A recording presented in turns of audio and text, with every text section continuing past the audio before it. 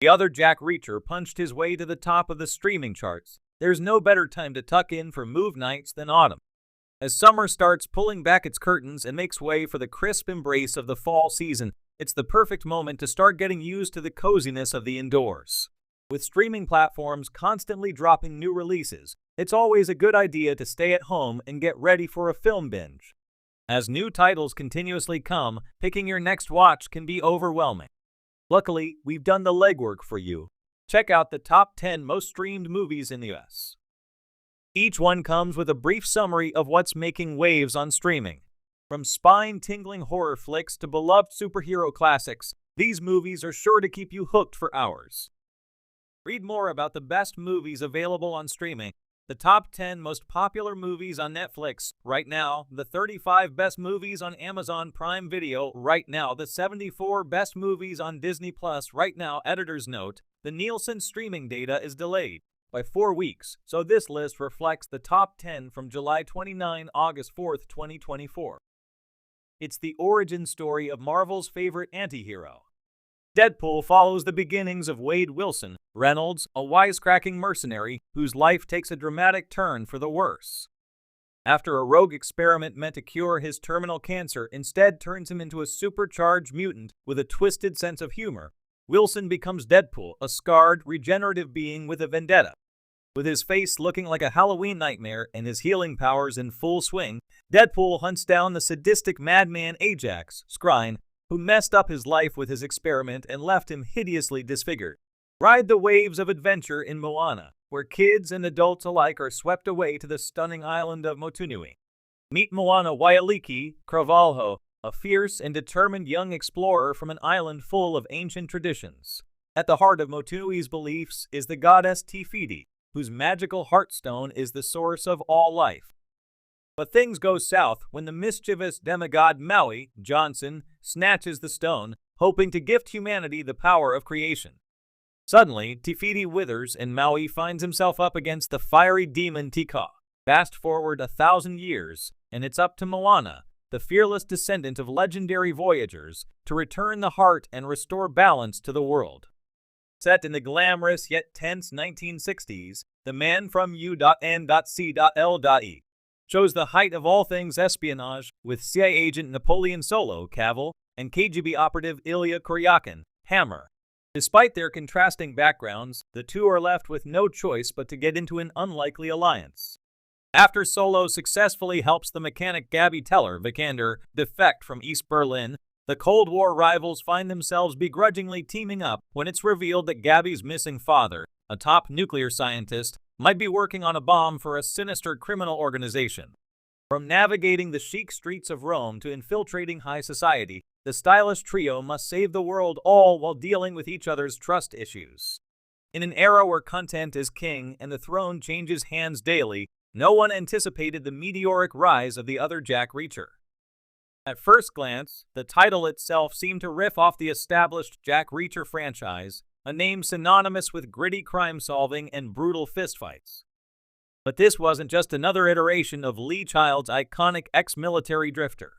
No, this was something entirely different, a bold, audacious reinvention that didn't just punch above its weight, but broke the mold entirely. By the end of its first week on streaming platforms, the other Jack Reacher was dominating charts worldwide. Critics were left scrambling for superlatives, audiences were binging through sleepless nights, and even die-hard fans of the original franchise were grudgingly impressed. So, how did this alternate take on a beloved character manage to dethrone long-established titans of the screen? A new face, a new era. The success story began with an unlikely gamble. After Amazon Prime's adaptation of Jack Reacher starring Alan Ritchson earned accolades for its faithfulness to the books, the idea of a competing series seemed counterintuitive, if not outright reckless. But producer Carly Magnuson thought otherwise. There's a core essence to Reacher, she explained in an interview. It's not just about the action, it's about resilience, adaptability, and standing up for the little guy. We wondered what if we took those principles and flipped the script entirely. This flipping led to the creation of Jack Reacher's polar opposite. Instead of a hulking ex-MP wandering the United States in search of justice, the other Jack Reacher gave us Miles Reacher, a wiry, bookish underdog trying to escape his own past. Played by British actor Callum Drake, Miles was a far cry from the intimidating physical presence fans associated with the Reacher name. But what he lacked in brute strength, he made up for in resourcefulness, razor-sharp wit, and a talent for turning any object into a weapon. It was a risky departure. Early teaser trailers showing Drake dismantling his enemies with desk lamps and pool noodles sparked equal parts intrigue and derision online. Yet, it was exactly this subversive approach that caught fire with viewers. The story that hit hard what truly set the other Jack Reacher apart wasn't just its quirky protagonist, but the depth of its storytelling.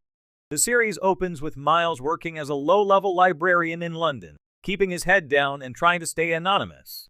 But when a gang of ruthless arms dealers targets his estranged sister, he's forced to call upon skills he swore he'd never use again. Miles wasn't a former military cop like his namesake, but a former intelligence analyst with a murky past. Flashbacks hinted at a botched operation that left his closest allies dead and him labeled a traitor. While Jack Reacher in the original franchise was a hero who sought out trouble, Miles was a man trying to run from it, only to find it crashing through his door. Each episode balanced high-octane action with deeply emotional stakes. Miles wasn't invincible.